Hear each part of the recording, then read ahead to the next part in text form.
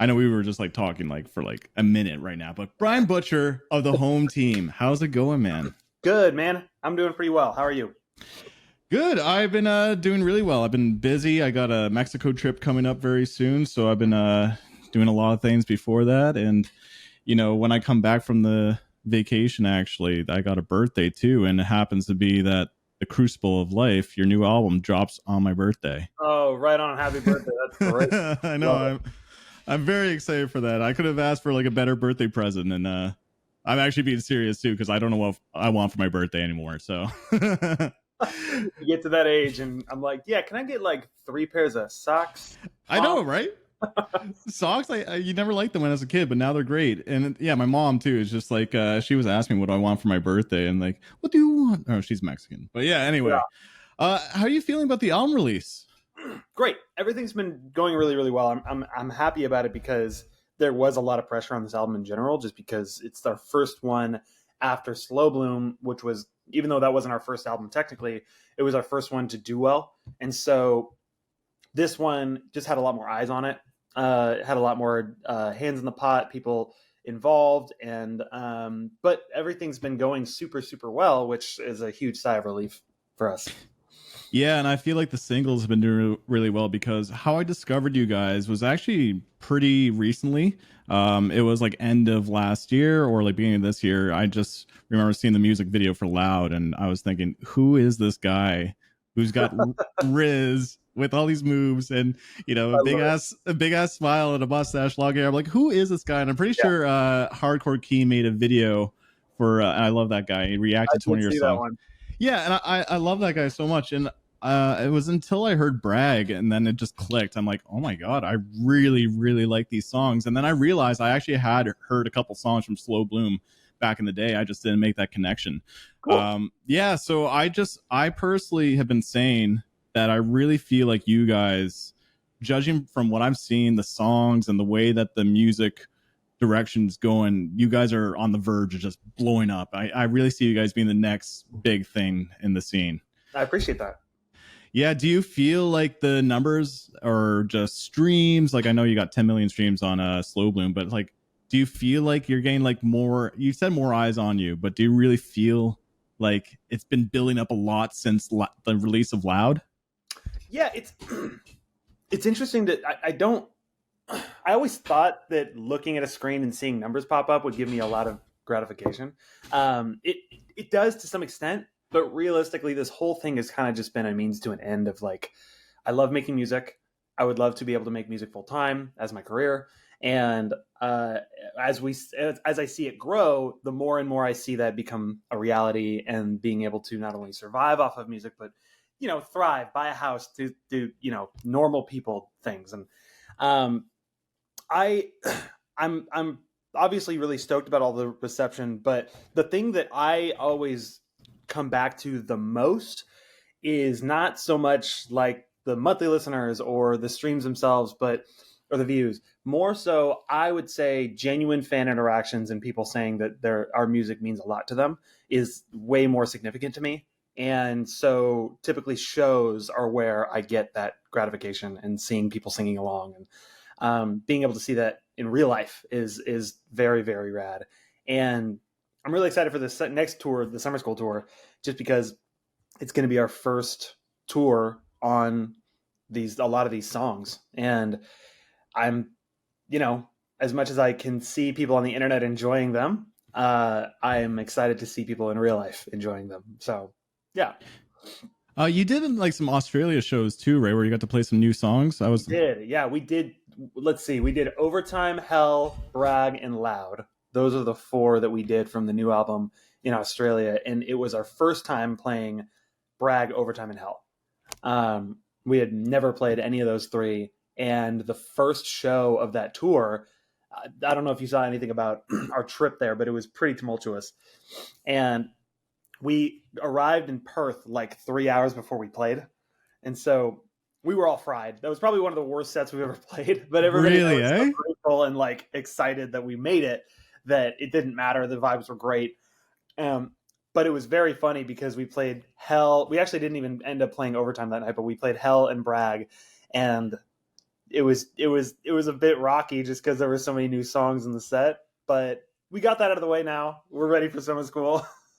Is it possible that like it's in your head too, right? The fans or like the crowd was Oh, loving it. 1000% Okay. is in my head because people were posting videos and they're like, "You guys did so good." I'm like, I don't think that's right, but whatever. I'm glad you had a good time. So yeah, that seems like the fans are really enjoying the new stuff too. Then. Yes, absolutely. Which is again for any artist, it is a sigh of relief. Yeah, and has there been also like maybe more people recognizing you because you did the Issues tour? You filled in for Issues too for their Yeah, farewell tour. yeah, Yeah. definitely. And I am really excited about the fans, the home team fans that we made from that specifically, just because it's, our relationship with Sky, the bassist, is goes pretty deep. Our guitarist has been friends with him for like over a decade, Oh, and okay. he produced our album Slow Bloom, and he definitely helped us write this new album, The Crucible of Life. And uh, I'm really excited for the people who, they lost one of their favorite bands, but we take a ton of influence from Issues, and we literally have some of their main songwriters helping us write songs. So I am excited to hopefully be somewhat of a replacement for those fans. I hope that the home team can give them a little bit of what Issues was able to give them. Yeah. No, I truly, truly believe that. Issues, I feel like you guys are almost like the reincarnation, and I didn't know Sky was that involved. I know Mm-hmm. that dude is all about the funk, it seems like. So is that like a big direction into the new music where it seems like it's incorporating a lot of like funk elements? 100%. And if it wasn't, if it's not that like a ton of funk influence on this album, it will be on the next one because that is the grooviness, the R&B. That is a lot of what we really want to keep channeling. Obviously, we don't want to lose the edge. We're probably always going to have 8-string guitar in our music, Yeah. but at the same time, we really want to make something that people haven't really seen or made before. Not even just to like be able to be successful and be big, but also just like as artists, we really want to see that be created. And so that is definitely something we want to keep leaning into. There's a song on the new album that hasn't been released yet that I'm really excited for people to hear because of that exact influence. Okay, that has me extremely excited because you guys were like very pop punk at the beginning, and with like some math rock elements. But yeah, the A-string guitars are super genty. I feel like you're pulling in, at least from my community. You know, I cover a lot of metal music, but I my music is way more diverse than the content that I make. But Sure. I really feel like the community, like in my community, really loves the home team lately. They're hearing what I'm hearing, and it could be because there's like some gent guitars with these like extremely hooky melodies. Do you feel like you're getting like a good metal audience too? Yeah, I'm glad our music isn't like too polarizing for metal fans because the truth of the matter is that we all come from metal backgrounds. I played in a prog metal band for a long time. Our drummer was in a deathcore band. Our guitarist was in a hardcore band, and our bassist was in a metalcore band. So we're all metal fans, and we knew that like when we made the pivot to more, like you said, pop punk music on our first album, Better Off, honestly, we were kind of making music that we thought people would like. It, like, honest to God, it was kind of like we're trying to sell out. We're trying to like make music. And what was funny is that I think people could like. There are good songs on that album. It's not my favorite album, but there are songs that people identify with. There's 2 singles from it that did better than the rest. And the thing is, though, is that I feel like people can smell when an artist is being genuine. And we just didn't really have that locked down yet. We didn't really know what, like, if we weren't going to make metal, we didn't know what we wanted to make. And we didn't figure that out until Slow Bloom. And so that's exactly why it's called Slow Bloom, is because it took a long time to get there. So I think I forgot what the question was, but I just started rambling. I kind of forgot too. It's okay. But actually, no, this is a good segue into it's actually a question that my girlfriend asked me because she loves you guys. I'm pretty sure my girlfriend has a crush on you, but And I even think my guy friend who's married to has a crush on you. But anyway, I digress. Like she was asking, like, you gotta ask him about his RIZZ. You gotta ask him, is it something that he was like developed? I don't know if she actually, no, she used the word RIZZ, but like, was it something that you kind of like developed and kind of are conscious of doing that? Because to me, I agree. I watch so much music videos, dude. Like, that's what I do. I watch so much music videos, and there's so many people that lack the confidence and charisma in front of a music video, which really helps sell a band. And most of the metal bands are just screaming into a mic, but with you got dance moves. You're really, really good in front of the camera. So the question is just like, are you conscious of that in mind and being charismatic? I will start with, I don't know what she's talking about. I am a pretty awkward guy in a lot of scenarios. And definitely growing up, I was never a super confident kid. But I mean, realistically, this is what I'll say. I don't think I'd be able to fake it if I was doing music videos for music. Like if we're talking about music videos specifically and performing in front of a camera, if I was doing it for music that I didn't care about. And I don't think it would look the same. I think it would look awkward. I think it would look like not very confident. Mm-hmm. So to be honest, I think it really comes down more to just how much I believe in the music and how much I like it. Yeah.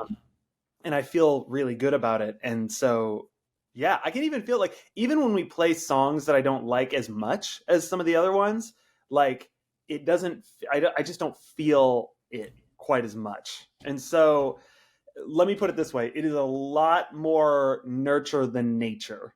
Yeah. I'm not a super, I mean, I could talk to people and have a conversation, but I have never been one to describe myself as somebody who has RIZZ. I know. It's kind of putting you on the spot, but no, it just honestly seems like you're natural too at it, right? Cool. It's something organic. And to me, I really feel like it's very important lately. I'm very vocal about the next wave of modern like rock and metal music is like more like sexy kind of music. It has like a lot of sex appeal, and I really think Sleep Token and Bad Omens have been really propelling that, where it's like, oh, it's okay to be sexing the scene, where it was like kind of like almost like a little bit taboo and cringy at times, especially metal, not rock as much. So that's why a big reason I really feel like you guys are going to be like massive with like songs like Loud, right? Yeah. that are definitely naughty. Like is there intent in that at least to make music that has some sort of sex appeal, because, or you're just writing lyrics based off like whatever you feel like? I really like that question, because this has come up a little bit in internal dialogue in the home team, because if I'm going to give you a straight answer, it is the latter. It is much more, I listen to mostly contemporary R&B, and tons of those songs are about sex. It's like, yep. It's normal. It's just normal for pop and R&B to be sexy. And that's what I take influence from. And naturally, that's the direction that a lot of my writing goes. I totally agree with you that I think rock could really use a little bit more of that. It can get a little stale sometimes without it.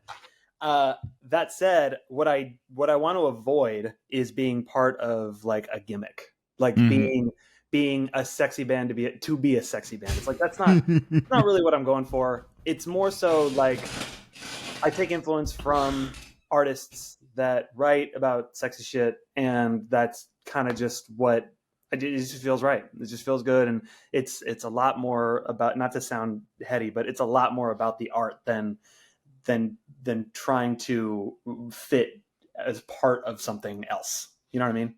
Yeah, no, and you were just talking about it. It's like the authenticity. People can smell when it's not being genuine. If you're in leopard vest with no shirts on or something, that like people call you out. Right. You know what you're doing. Yeah, your latest single was more of a slower song. It doesn't even have a lot of sex appeal. Right. Which is a nice, like a little bit more of a ballad.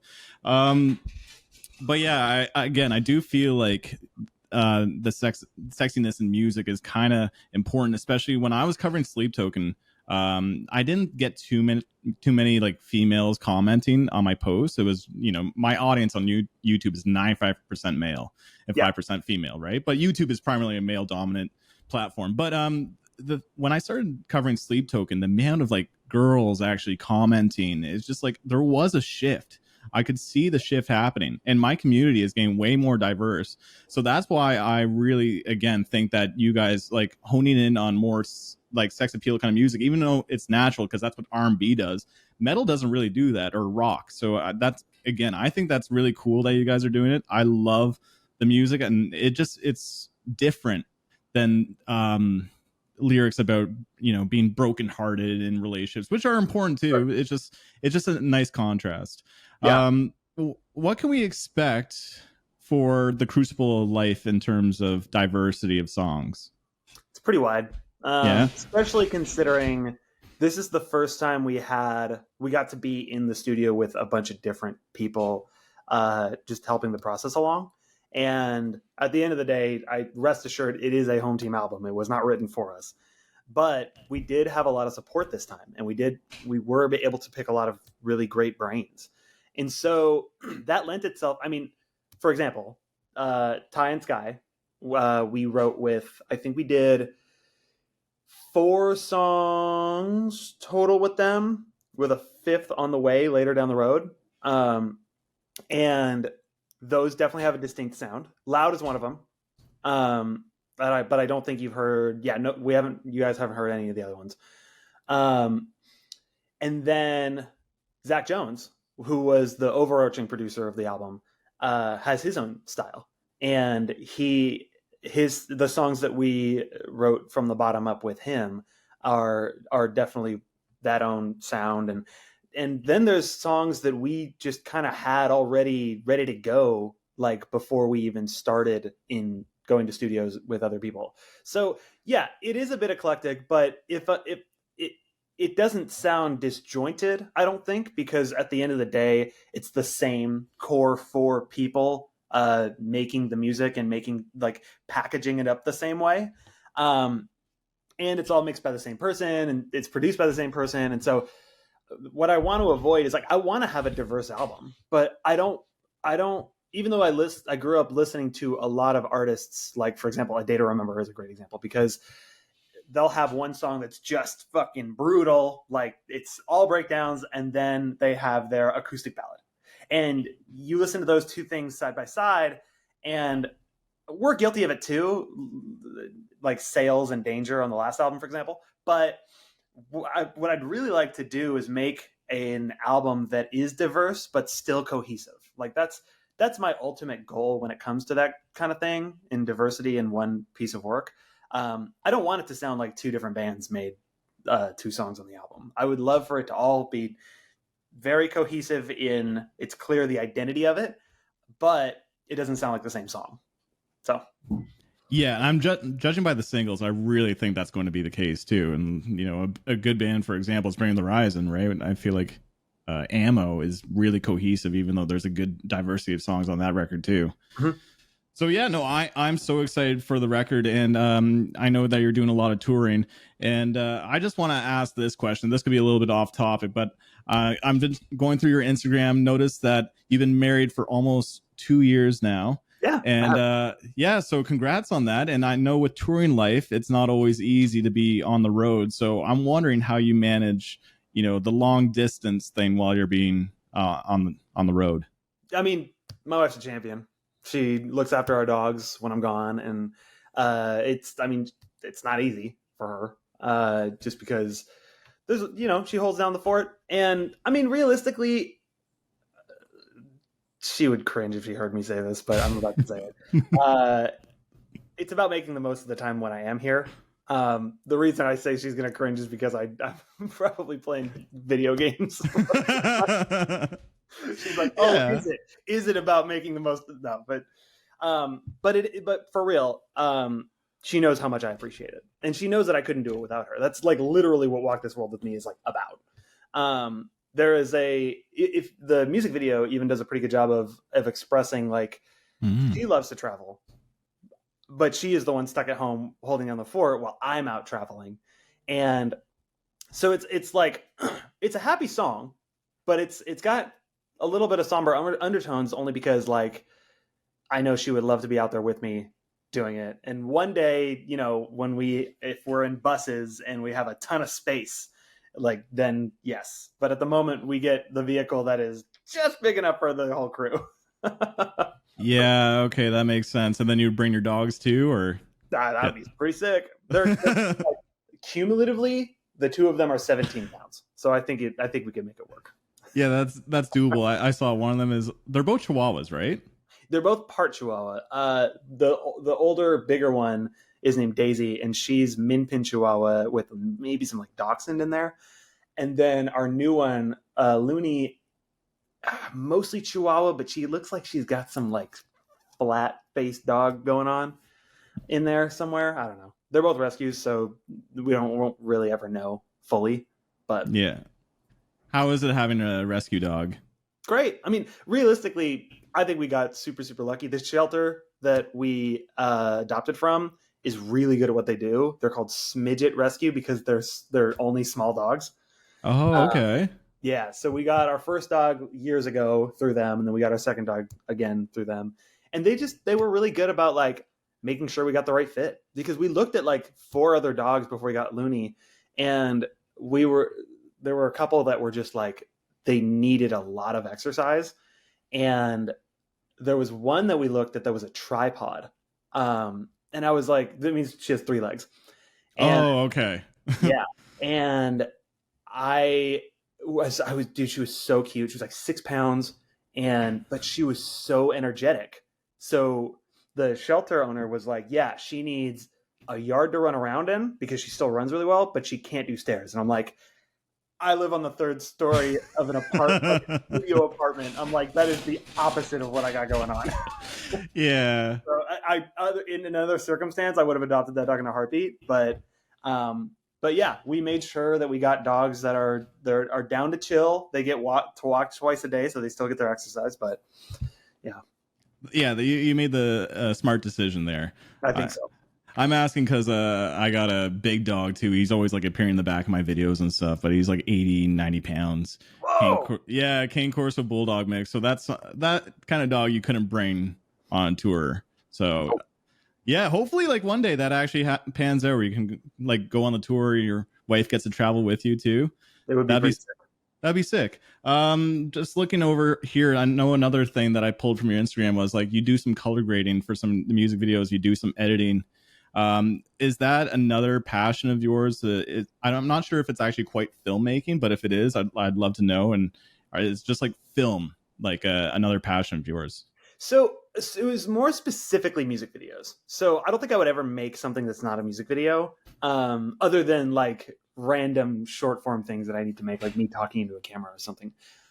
It's way back in the day when we were still very DIY. We didn't really know any good video producers who we could afford, and so I knew what I wanted to see. I knew what I wanted out of the music video, but nobody was really able to make it happen. So I just kind of learned it.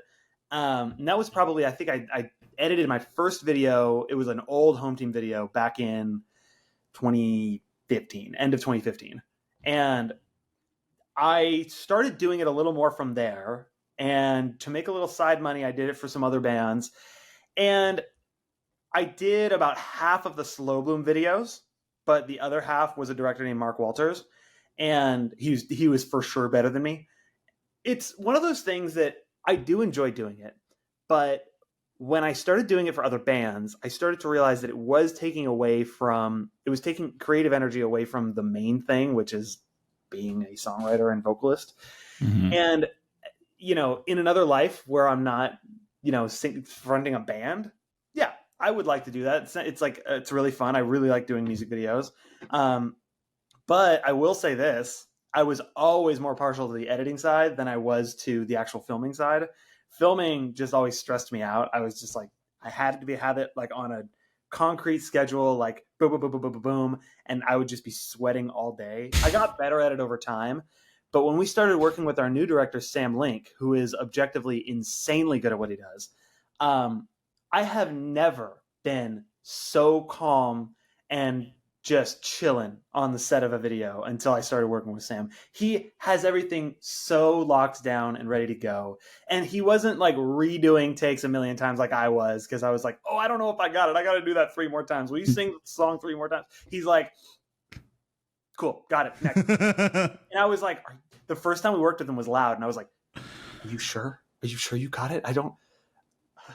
And I was a little nervous, and then I saw the video. I was like, "Oh no, he got it. He's good." So he just knows what he's doing, and realistically, like, I think I'm decent at it. I don't think I'm stellar at it. There is one exception I will always make, though. There's a band that I produce. We are very close friends of mine in a band called Pallets. I will probably continue to do the music videos, but that's about it. Yeah, okay. I haven't seen the music video, but I heard the song that you were featured on for Pallets, Cool. and I liked it. Yeah. Is Sam also? Did he do the music video for Bragg too? He did. He's done all of the Crucible videos. Oh, okay, man. Those videos, they're so good. He crushed it, dude. The editing on Bragg was insane. All the editing, actually, when I think about it, even like the 4x4 squares and how they're transitioned, the back and rewind forward, or how you did it was so cool. That video is like my favorite music video we've ever done. The Roommates Overtime one. Yeah. Those songs are pretty meaningful to me. And when we were talking about, because I told him, I was like, I want to do one video for these two songs, even if we have to chop them both in half and squish it together. Like, I don't want to make you do too much work. He goes, no. We're going to do both. And I was like, okay, we can only pay you for one, but oh, really? He just decided to do two, actually. Well, even budget wise. I actually, if I'm going to be completely honest, I'm not part of the money. Maybe we did pay him extra. I totally did. I'd stay away from that. I am just the creative guy, so I genuinely have no idea. But the fact that he was like eager enough to do it just is cool. Yes. Mm-hmm. Another thing is like I always love understanding a band's marketing with these music videos and new songs. I'd love to know like maybe some things that you're doing marketing wise that might be a little bit different that you didn't do in the past that you're doing for the Crucible. Yeah. So this is a good question, because short form is a big part of today's marketing, just because it can so quickly catch steam. That said, I've seen a lot of bands put a lot of their eggs into short form, which gets them a ton of publicity and a ton of views. But what I've always found is that if you don't have something to kind of, for people to go back to or to dive into, it doesn't translate quite as well to really genuine fans, like more people coming to shows. Because I've seen a lot, there have been TikTok artists who respectively blow up and get tons and tons of publicity, and then they book a tour and they have a way lower turnout than they thought they would, because they're like, this video got 500,000 likes and it's tons of streams, but nobody came to the show. It's like, why is that? I'm not a marketing genius, but if there's any guess that I have, it's because you have to have something for them to come back to, something genuine where they can become a real fan and get absorbed into the universe of your art. And I think the music videos are that for us. Our music, that's why we don't try and half-ass them, is because we really want people to like dive into that kind of thing. And the short form is to grab people, the music videos are to keep them. And so we've done a lot of short form for this album cycle. I just filmed a bunch at the beginning of this month that our drummer Daniel, who's a little more in charge of like the marketing side, he has been posting like crazy. So much so that I'm going to be honest, I'm getting a little tired of seeing my face pop up on Instagram because a lot of it's just me. I wish there was a different way and it could just be me, but that's just the name of the game. It's like when you have a face that you can latch onto and there's not too much going on, but there's a song that you really like and it's like snappy, right? And it bums me out a little bit because I don't want our art to become all about me or all about like my face, for example. I would much rather it be about the music, but we got to play the game. Got to play the game, and that's how we get new fans. The music videos and everything else and the music and all that, that's how we keep them, the shows, etc. Yeah. It's funny that I was laughing because that's exactly how I like noticed you guys. I'm like, who is this guy? Right? I just kept seeing your face all the time, but it worked. It pulled me in, and then I heard Bragg, and then I'm like, oh, okay, these are like legit bangers. And then like I started hearing more of your old music. I'm like, no, I recognize some of these old songs. So yeah, like it pulled me in, and that's such a good way of putting it because I totally relate to the bands blowing up through, I do a lot of short form content too, and sometimes bands blow up, but then it doesn't really relate to their followers going up. Some videos do really well, or like their Spotify streams going up. So it begs the question, like, how do you keep those followers? And like, even trying to look at Sleep Token, how do they do it? It could be maybe they were mysterious, or like Bad Omens. Bad Omens got that like maybe sex appeal. It's hard to say, but the fact that you guys are talking about the music videos, I think is spot on. I think the music videos for Loud, the color grading and was just so different, especially when a lot of the scene is like more dark. You're just scrolling and you see just like mostly dark lit like garages and stuff, and then all of a sudden you see this bright colored video. It pops. And Nice.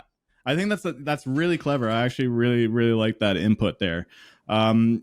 And I guess the segue after this would be like challenges, because if through marketing, like what are some of the biggest challenges that you've had, with releasing this record as opposed to Slow Bloom or like even your first album?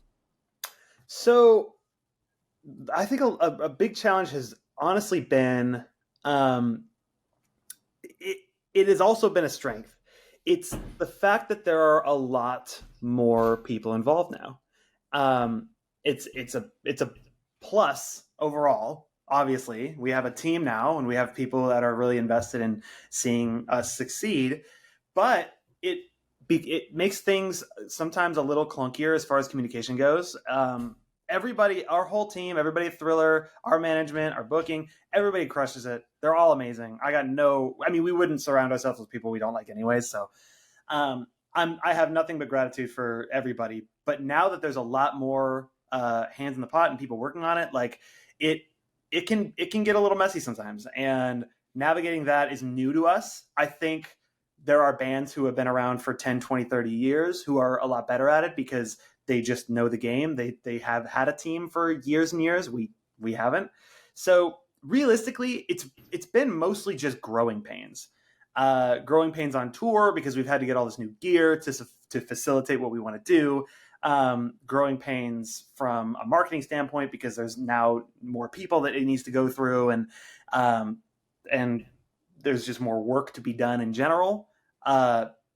So we always kind of thought, like, because we did Slow Boom pretty DIY. Like I remember seeing some comment like, your guys' marketing team is crazy. It's like, it's literally just me and Daniel in his basement, but thank you. And I always thought that it would be so much easier once we had people behind us. It is easier. It's way less work, but it's different work, and it's just more to navigate. And so I think the growing pains is probably my best answer to that question. That's probably been the biggest challenge. Yeah, no, that totally makes sense. And so I guess for like the future, like I'd love to know, like, with these growing pains and you guys just, growing more and more, like what is the future long-term goal of the home team? Obviously, get a bigger fan base, but like in terms of music or your art, what would you love to achieve goal-wise? Yeah. I have two things. One is very practical and one is not. The very practical thing is I just want to reach an equilibrium with my home and band life that looks like, having my own place in an area that I like, with a system that works, and like just trying to create a balance and get used to it. That just comes with time, right? It comes with time. Unfortunately, it comes with money. And that would be really nice to accomplish. The second thing is a little harder to put my finger on exactly how to get there, but I think it's creatively realizing our potential, if that makes sense. And to be honest, I don't think that is measured by fans or success. I think it's more measured by whether or not we can create something that is truly unique to us that nobody could mistake for anybody else. and something that we feel like is our magnum opus, for example. I don't think we've written it yet, is what I'm trying to say, is like there is better music to be written from us. And I don't know what it looks like yet. I have ideas of what it might look like. But realistically, I feel like there's no real way to measure whether or not we've reached that point. But when we do, I'll know. I'll know that, like, yep, we did it. This is it. Slowbloom was the beginning of that. Slowbloom was like, oh, I finally figured out that we can do something like this. Yes, amazing. Now it's a matter of developing that sound further and really refining it. And I think we're still an album or two away, at least. So we're here for the long haul.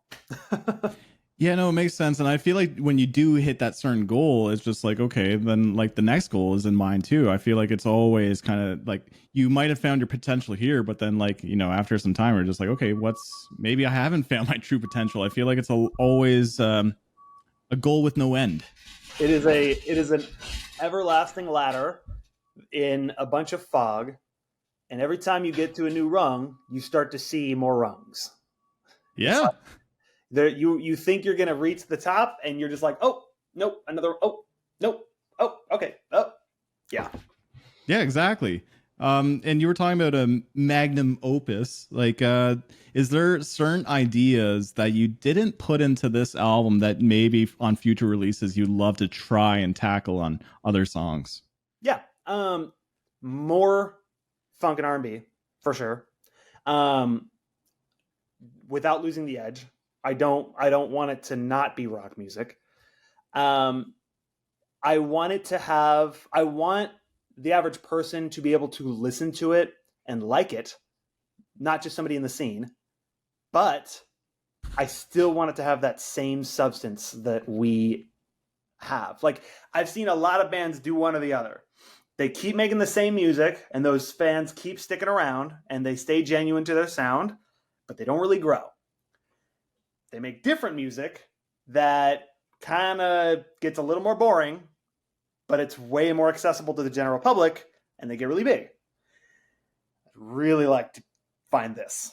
I really want to find a way to make music that is both fulfilling to people who want to dive in and be wrapped up in the world, but also your grandma could listen to it and be like, yeah, that sounds like something I heard on the radio.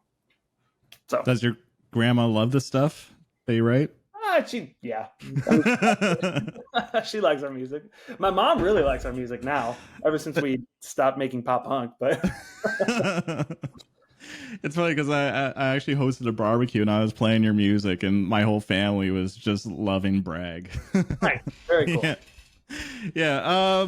Actually, speaking of like, you know, the modern music and the different paths that you can take, I'm wondering your thoughts on the current state of rock or even like metal music, because you're talking about Edge a lot. Like, how do you feel about the current state of music right now? Bands like Bring the Horizon, Bad Omens, I guess, like you could even talk about pop punk like Fall Out Boy and stuff. Like, they're still doing tours. Like, how do you feel about the current state right now? Unfortunately, I'm a bad person to ask because I do not have my ear to the ground with rock anymore at all. Because I have been so deep in the world of contemporary R&B. That said, that doesn't mean I'm not paying attention. Bands like Sleep Token and Bad Omens, you've mentioned them a couple times, and I think one of the things that I really love about the fact that they've gotten so much attention is that when I was talking about like not making horny a gimmick, there is no way that they are doing it to be horny. They are doing it because it is part of their art and it is cool. Like, that is why they are so successful, is because they are probably extremely genuine. I mean, at least Sleep Token is extremely genuine with what they're doing, because, I mean, that's the other thing. Sleep Token's been doing that same, if you want to call it a gimmick, you can. I don't know if I would call it that, but that same, everything that goes into their branding and their art since the dawn of the band. And like, what, I think the first time I heard their music was in like 2015, 16. So they've been that. They've been doing that. They didn't, this isn't like a new thing all of a sudden that they pivoted to. They've just been developing and honing their sound. And it's clear that they are very genuine about it. And I really think that's awesome. And I want to see a lot of that in music, or in metal music, because there is, and I'm not naming any names, but there is a lot of metal that sounds the fucking same. And that is from a metal fan. I like a lot of metal music. I grew up listening to a ton of Born of Osiris, but there is a formula that people can follow to get on the Spotify playlist, to get the streams, to get in front of people, like to make it happen. And I got no interest in listening to that formula anymore. You know what I mean? Like, even if it gets you popular, like that shit bums me out. But again, I can't blame anybody for wanting to make a career in music and taking the avenues that they can take. Like, that's absolutely totally fine. For me, I want to see more creativity like that. I want to see more baby metals out there. You know what I mean? I want to see more Bill Murrays.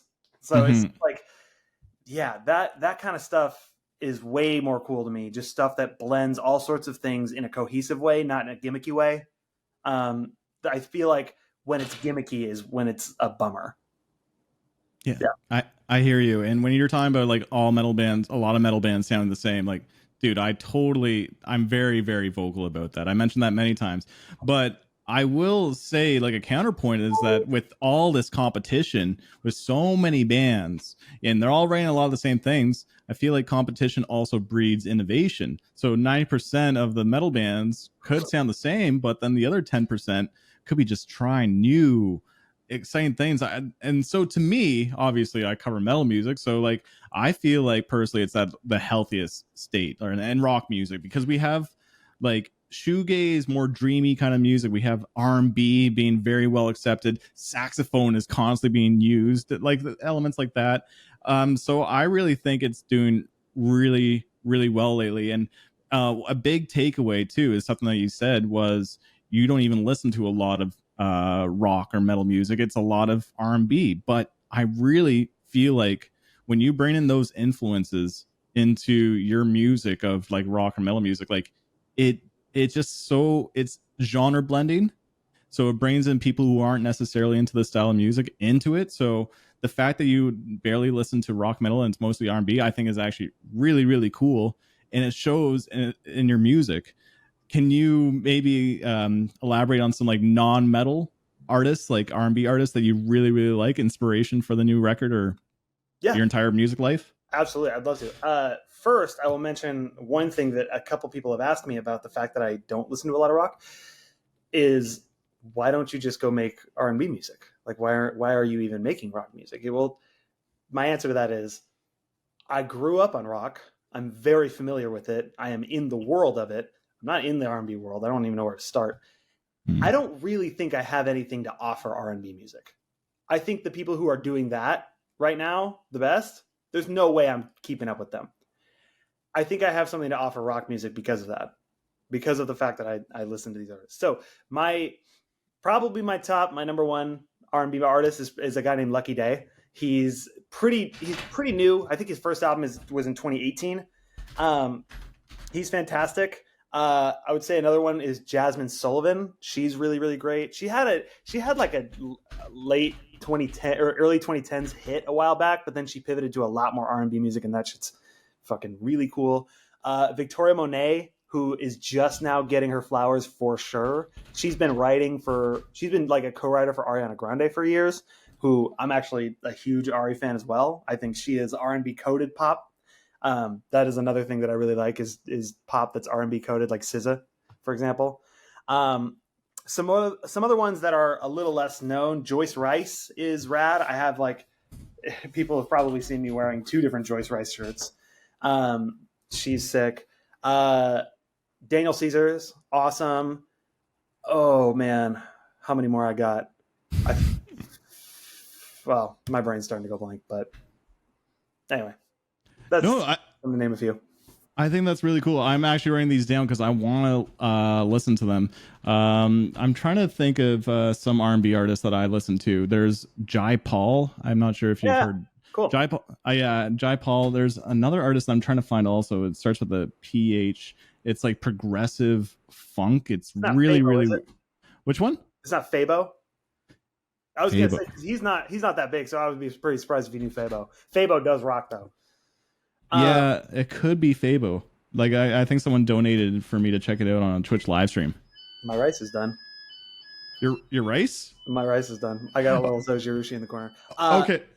One artist that I totally forgot to mention that I have to mention is somebody who's been around forever, but only recently really found her R&B stride is JoJo. Like Get Out Right Now, like Too Little Too Late JoJo, from when she had those pop singles and then kind of disappeared because of a lot of like label problems. I went into like a whole YouTube thing. I am a huge JoJo fan. Love JoJo. Her album, Try Not to Think About It, is probably my favorite of hers. It's listed as an EP on Spotify. I don't know why. It's like 35 minutes long, but yeah, JoJo kicks ass. Okay, you're giving me a ton of recommendations to listen to after this podcast. I guess to make the metalheads happy that are listening, you talked about Born Osiris, but what are some other metal bands that you got into when you were young? Yeah. To start it, I would not call them metal, but my favorite, like overarching throughout my entire development in music, my favorite band has kind of been Coheed and Cambria. That's where I really started to get into the idea of albums and diving into somebody's music. But some of the earlier bands that I really liked, All That Remains was a big one for me. I was a big Avenged Sevenfold Metallica fan. And then later on, I was a really big Era fan. They made a sound pivot that kind of lost me a little bit. I think they're still great, but Era was a good one. And then there was a band called Invent Animate that's still kicking. They're still doing tons of shit. They were really cool. What are some other ones? Intervals. I don't know if I would call that metal, but I'm still a massive Intervals fan. We have a song with Aaron on our new album. Oh, really? Yes. Wow, that's cool. Have you listened to the new Invent Animate record, Heavener? No, I have not. But okay. I think it's worth checking out because their vocalist is into R&B too. They have a couple songs like Without a Whisper that's really beautiful. Like they're really good vocal lines, and they do really good soft and then heavy music too. So everyone was claiming Heavener is one of the best metal releases, but I just feel like the home team and Invent Animate would really be a cool tour to like kind of like bridge that gap a little bit more and get more eyes on you. Okay, because that first album that they had, the purpley one, that was like college. I listened to that so many times when I was in college. Them and Era at like right around the same time, I was like really into that. That's sick. Okay, I will listen to it because I do kind of miss that band. It's not about like the fact that I think any of these bands got worse. It was more so just like I just don't listen to a lot of metal anymore, just because I found like a new like renaissance in R&B music. But that's very cool to hear. Yeah, I would recommend the song Without a Whisper. Cool. I think it's their most popular song on Spotify. It's really, really cool. Nice. But yeah, dude, looking at the time, I don't want to take too much of your time up. But I would love to know about like, you know, what you have planned for the rest of this year. Lots of touring, some of which has not been announced. And honestly, just trying to support Crucible Alive as much as possible. We are trying to get a pretty decent head start on the next material. We have some ideas that's not necessarily LP4 yet. Like we're going to kind of try and bridge the gap a little more this time. And we are literally, today's Thursday, we are literally going to the studio on Sunday because we realized with the amount of touring that we're doing this year, we need to get started or else we're not going to get started till next year. So we are getting started on the next steps like now, like soon. And I feel really good about that because it's one of the first times that I've ever felt on top of what's happening as opposed to trying to keep up with it. Oh, okay. That's good. Yeah. So a lot of supporting Crucible, a lot of touring. Yeah. I'm pretty stoked. We have pretty much the next year and a half of touring. Like it's not like rigid yet, but we pretty much know what we're doing, which is that's good. First time that's ever happened to us. That's awesome. Yeah. So you have so much planned ahead. Actually, I forgot to ask this question, but I'm coffee nerd. I love drinking coffee, and I listen to you guys with the breakdown with Nathan Johnny. I really like those guys, and you were talking about how you on tour you always look for coffee shops. So what makes a good cup of coffee? I'm a big fan of natural processed coffee, the fruitier, like I feel like a lot of wash processed coffee. There is dope ass wash processed coffee out there. It's just that most of the time it starts to taste a little more like conventional coffee. And so specialty coffee shops will almost always have a natural process. If they have a geisha, even better. But realistically, for me, I would say I've had a lot of really good natural process Honduras, a lot of really good natural process Ethiopia. Um, yeah, I mean, realistically, it's good beans, good brewing technique. Yeah, one more. Fair enough. So There you have it. That's how you make a good cup of coffee. But Brian, dude, thank you so much for taking time out of your day to come hang out. I am very, very looking forward to the new album, especially since again it's on my birthday. So can't wait to jam out to the record on my birthday. But excited for the future of the home team, and I'm glad to talk to you before you get massive and you drive Bentleys and mansions. You're in a mansion. appreciate that, dude. But yeah, thanks a lot, dude. You enjoy the rest of your evening and enjoy your race. Awesome. Have a good one. See you, man.